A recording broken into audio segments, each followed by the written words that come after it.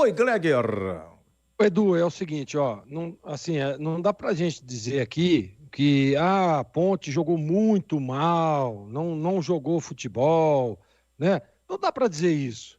A gente tem que enaltecer, sem dúvida nenhuma, a qualidade técnica do time do Palmeiras, toda a força que tem o time do Palmeiras, sem dúvida nenhuma.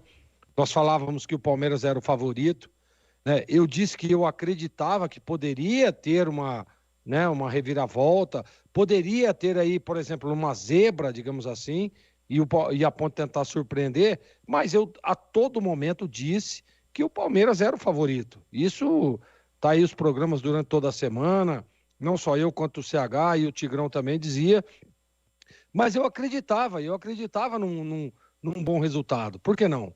Eu, bem sincero, não acreditava que seria 5-1. Não. Ah, o Palmeiras ganhou lá 2-0, né? 3-1, né? Mas 5-1 eu não acreditava. O que, na minha modesta opinião, fez a diferença foi o gol do Flaco aos 2 minutos, né? Num erro ali de posicionamento. Nós pedimos um time agrupado. Eu falava que tem que. Você, perguntado por você, inclusive, Edu, que porque, né, que, para não dar espaço, para não perder a segunda bola, tinha que ter um time agrupado. E não foi isso que nós vimos, né? Nós vimos a Ponte um pouco espaçada, dando espaço ao time do Palmeiras. Aí não tem jeito, né, cara? Estamos aqui vendo aqui agora nas imagens o segundo gol do Flaco Lopes, né? O Matheus Silva longe, né? Deixando toda a liberdade para o zagueiro, para o atacante. Aí não tem como, cara. O time do Palmeiras realmente é um time muito agudo, é um time de muita pressão, é um time que joga a todo momento no ataque, pressionando. E também não dá para tirar o mérito do Abel Ferreira, que detectou o problema defensivo da Ponte no primeiro tempo, principalmente, do lado direito, né? O Inocêncio estava muito mal, né? Tava mal posicionado, não conseguia fazer a recomposição, tanto que o João vem com uma mudança, trazendo o Luiz Felipe ali para tentar neutralizar, né? E aí o Abel, tendo essa leitura, faz o Palmeiras jogar pelo lado ali do Riso, né? Com o Mike, chegando um pouco mais. No primeiro tempo nós não ouvimos falar, por exemplo, o nome do Mike, muito menos do Marcos Rocha. E o Marcos Rocha, quando joga com o Mike um pouco mais à frente, ele é um lateral de origem, né? Ele só marca, vai até o meio e volta. Ele praticamente não aparece lá no ataque. E foi o que aconteceu. Então, claro e óbvio que o resultado ficou é, muito ruim para o time da Ponte, né? Não era o que o torcedor esperava um time um pouco mais aguerrido, né?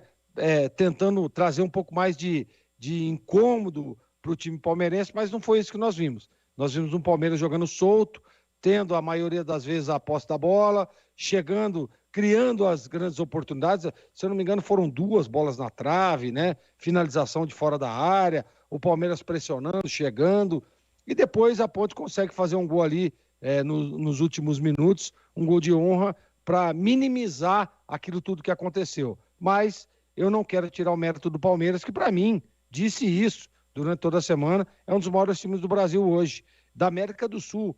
Para mim, para mim, o Palmeiras, ao lado do Flamengo, são os 2 melhores times da América do Sul hoje. E o Palmeiras mostrou isso dentro do campo, jogando futebol convincente, futebol para frente, né, pressionando, jogando, tomando as ações da partida, e a Ponte realmente não conseguiu segurar. Aí prevaleceu o aspecto técnico, né? Ah, mas e a tática? E a tática da Ponte? Não dá para você analisar isso.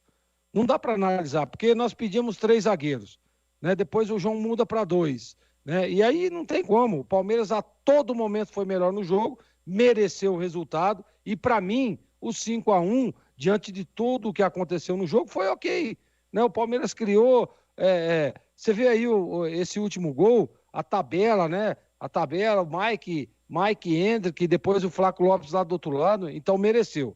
Para mim, mereceu o Palmeiras o resultado, e a Ponte é desclassificada do Campeonato Paulista, mas para mim, o que vale foi o quê? O contexto geral.